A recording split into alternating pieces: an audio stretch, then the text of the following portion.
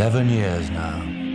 Drunkenness on a scale beyond measuring, which will be followed by the most horrible hangover the world has ever known.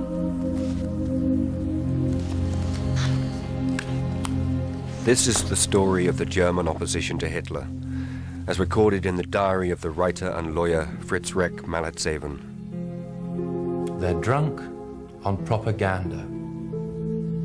Even on the point of defeat, the German people are so drugged they hail this maniac Hitler like a herd of mooing cattle. The date, July 1944. The Second World War has a year to run, but already it's clear Germany's losing. Every day and every night, Allied bombs rain down on German cities. German armies are in retreat on every front, and yet still Hitler clings to power. For those, like Fritz Reck, who loathed the Nazis, it was a time of shame. Even here, far from Munich, the pressure from the bombing shatters windows. On the roads, streams of refugees, old women with bundles on their backs. In their eyes, you see the horror of the firestorms.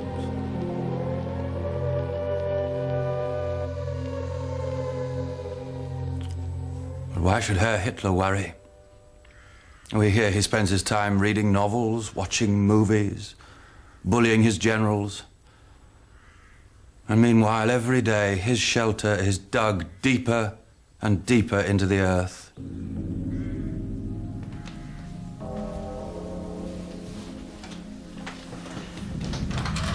Reck's dream was that one day the German people would see their mistake and defeat Nazism from within. But time was running out. For 11 long and lonely years, he'd watched the opposition fail to make any impact on the German people. But why did they fail?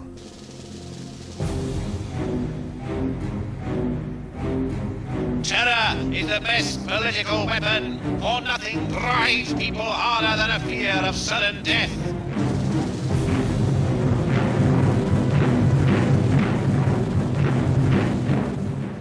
(1933). Hitler destroys all organized political opposition. The Communist and Social Democratic parties banned. The trade unions which spoke up for workers banned. Their leaders beaten up, arrested, imprisoned in concentration camps. At a stroke, Hitler had made powerless those men and women most likely to lead protest against him.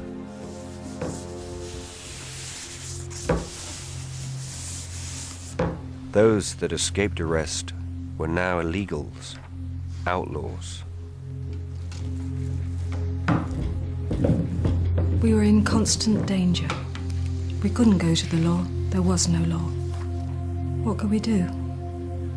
Move to another part of the country where no one knew us, live under false names and false papers. Some did. Others just gave up.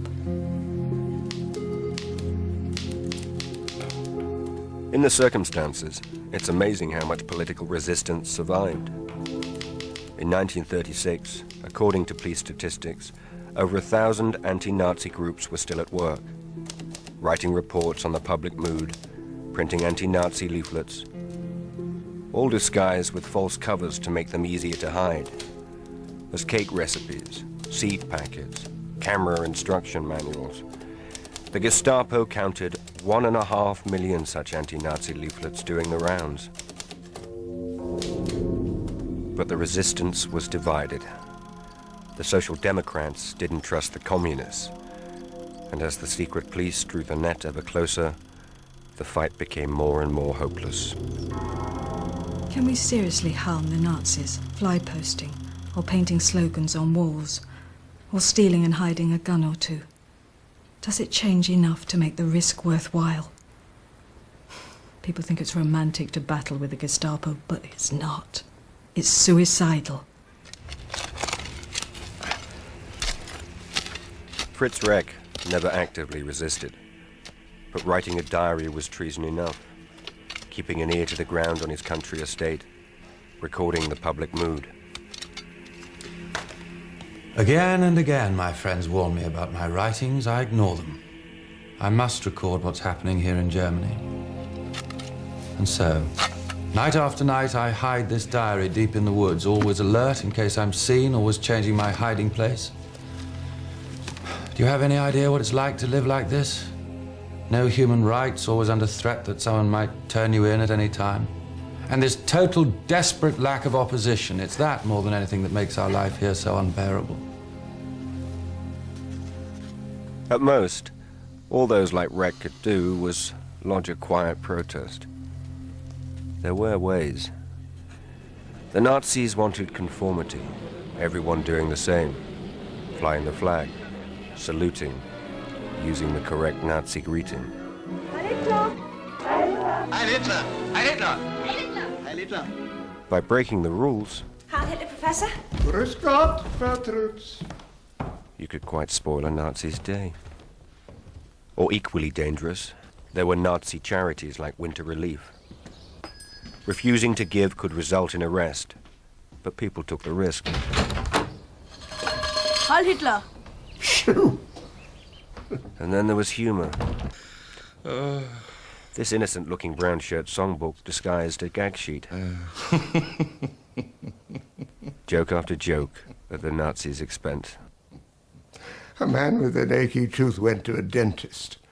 The dentist said, "Open your mouth." The man said, "Open my mouth? In front of a stranger? You must be joking."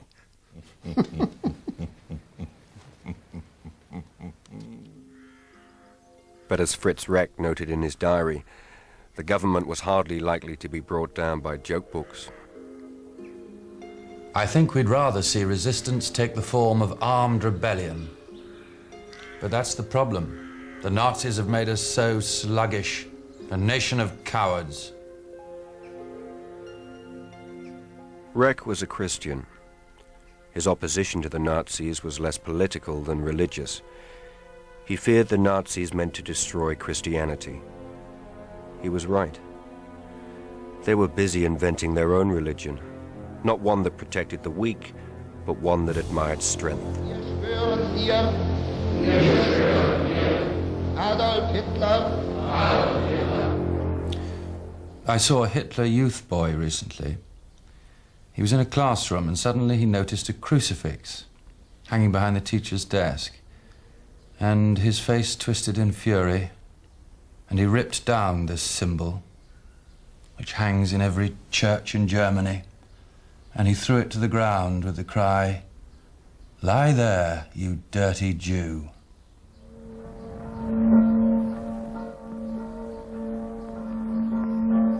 The Christian churches might have led ordinary Germans against the Nazis, but like the outlawed political parties, they failed. Hitler had made idle promises that he'd protect the church. The Pope, the Catholic bishops, and German Protestant leaders all chose to believe him. You see, we Germans had been rooted in Christianity for centuries. If the churches had pulled together, if the bishops hadn't compromised, many of us felt that there would have been a popular uprising. Some sort of rebellion. I'm sure of it, yes. Some did what they could. Martin Niemöller spent 8 years in prison for preaching anti-Nazi sermons. But as he reflected in a poem in 1945, more common were those Christians that just stood by. When the Nazis came for the communists, I was silent. I wasn't a communist. When the Nazis came for the Social Democrats, I was silent. I wasn't a Social Democrat. When the Nazis came for the trade unionists, I was silent. I wasn't a trade unionist. When the Nazis came for the Jews, I was silent. I wasn't a Jew. When the Nazis came for me, there was no one left to protest.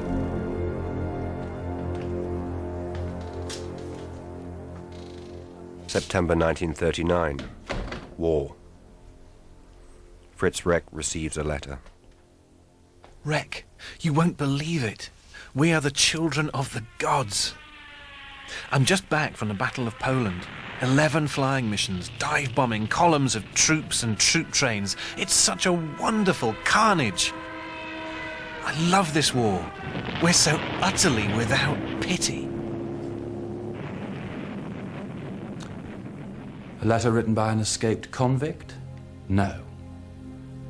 This letter was written by a young man with bright blue eyes and an irresistible boyish laugh. In civilian life, he was entirely harmless. You see, we can't see the shame anymore. Germany is so completely drugged on its own lies, and the cure will be more terrible than anything seen before in history.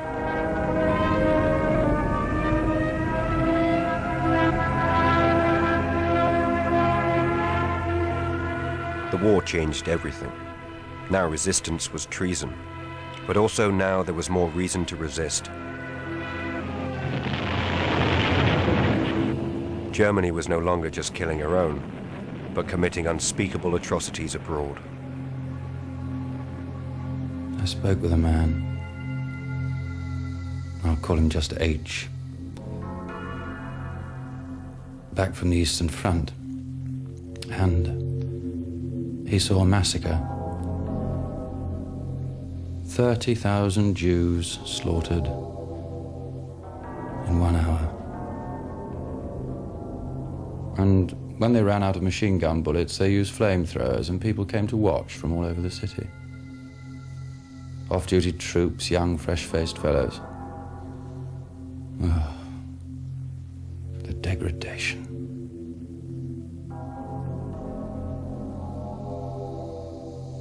Did people back home in Germany know what was being done in their name? After the war, ordinary Germans gave conflicting accounts of what was or was not known. We had problems of our own. The war, the day-to-day, grabbed us like a prisoner. If we heard rumors, it was a very distant thing. They were called work camps. That's what we thought they were for. And I used to think, good. It'll be the first honest day's work they've done in their lives. They were secret. They kept the camps secret, otherwise there would have been a protest. That was why they kept them secret. We didn't know nothing. Everyone knew. The gassings, everything. They can't say otherwise. People made jokes about it. We had this cheap soap. It floated on water. People said it was made from the Jews. Why did no one speak out? Because the horror stopped people's mouths. If you spoke out, you went to a camp yourself.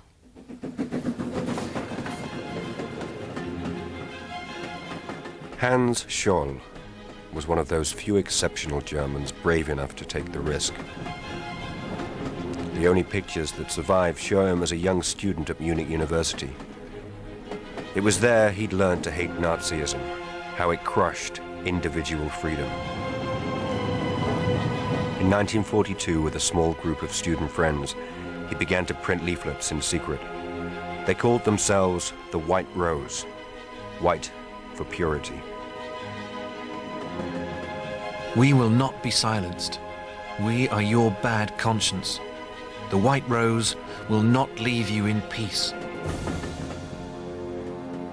At first, Hans's sister Sophie was angry, terrified that he should run such a risk. But she too loathed the Nazis. The way, for instance, the local party boss, Paul Giesler, had urged the girl students to bear a child for Hitler. One a year. That's what we want.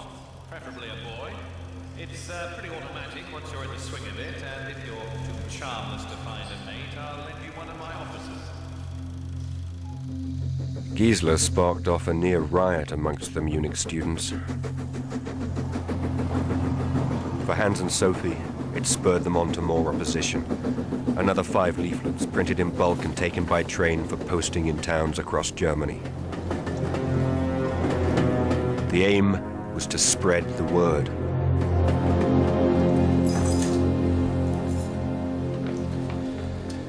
In the name of the German people, we demand of Hitler the return of our most valuable possession, freedom.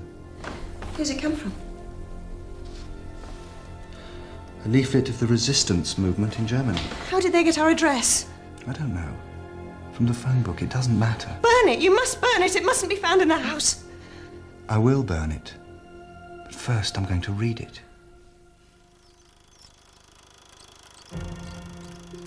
On February the 18th, 1943, Hans and Sophie were spotted in the empty university, showering leaflets down the central stairwell. They'd known the risks. Sophie had said just days before, "So many people have died for this regime. It's time someone died against it." They were arrested, tried, and beheaded for high treason. I never saw these 2 young people. I heard only bits and pieces of the story broadcast from London. But the importance of what I heard, I could hardly believe it. This is the BBC Home and Forces program. The Scholls are the first in Germany with the courage to speak out for the truth.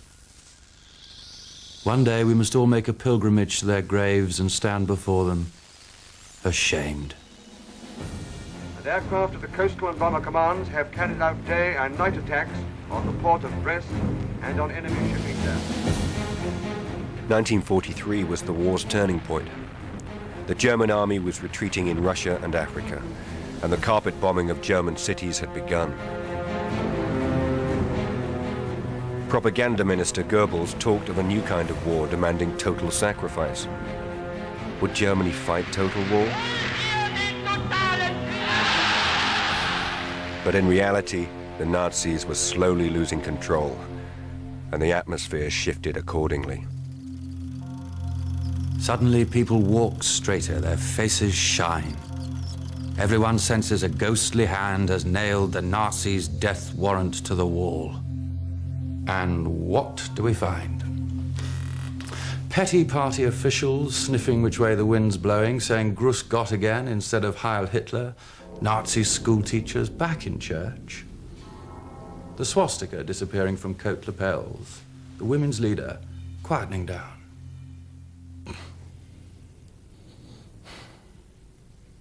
The Nazis were running scared, but also the harsh realities of war, rationing, bombing, were puncturing Nazi confidence.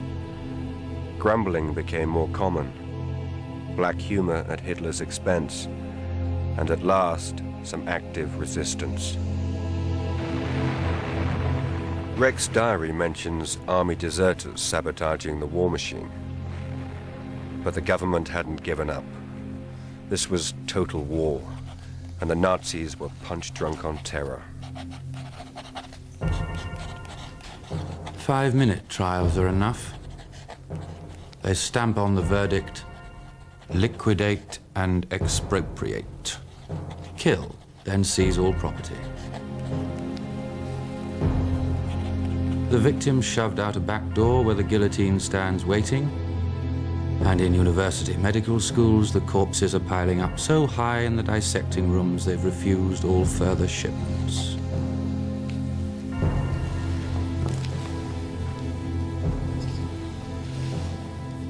And still the war dragged on, week after week, with every week another 30,000 murders in the death camps. Only Hitler's death would stop the madness. But he was like a fox, gone to earth. As Reck had so despairingly put it, why should Herr Hitler worry?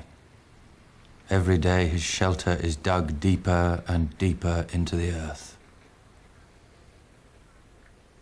Reck wrote those words on July the 18th, 1944. 3 days earlier, this photo had been taken. Hitler with one of his generals, and standing beside them, Colonel Klaus von Stauffenberg.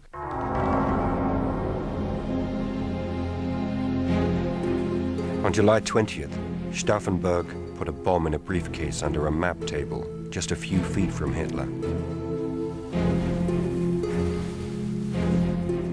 Then, with the fuse set at 10 minutes, he left the room and flew to Berlin, where a full army rebellion was ready and waiting.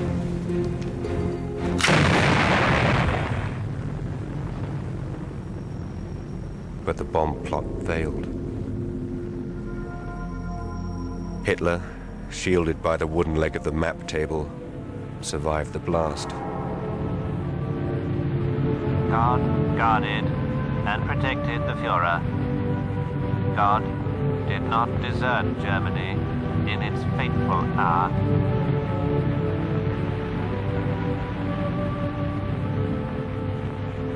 In the wave of terror that followed the bomb plot, another 5,000 Germans lost their lives.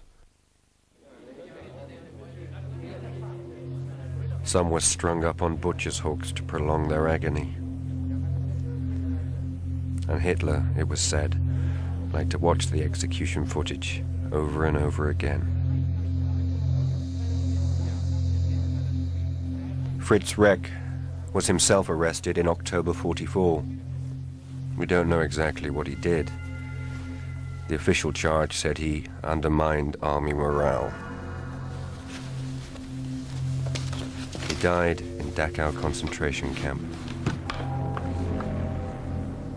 A Genickschuss, a shot in the neck.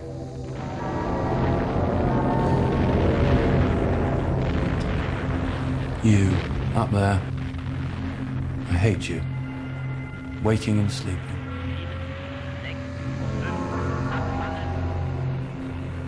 I don't know if I'll survive your downfall, but this I do know. That a man must hate this Germany with all his heart if he really loves his country. I'd 10 times rather die than see you triumph.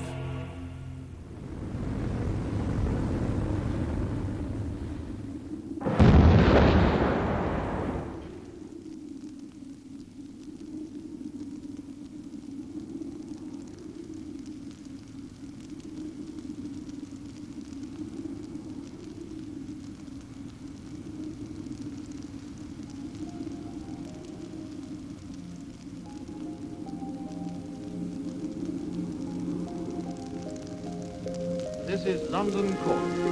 Here is a news flash. The German radio has just announced that Hitler is dead. I repeat that. The German radio has just announced that Hitler is dead.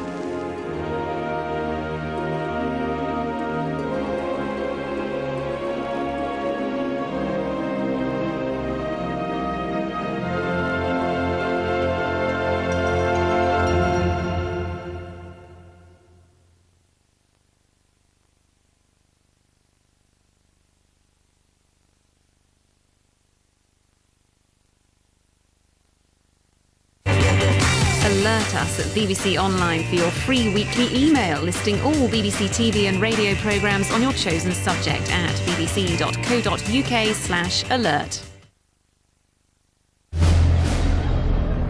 Oliver Cromwell was the man of steel and the man of God. He was a man who could sanction the murder of 3,000 unarmed Irish soldiers and still rest easy in his bed. But within 2 years after his death, his body, which had been buried in triumph, was dug up and ritually hanged. Simon Sharma's A History of Britain continues Tuesday at 9.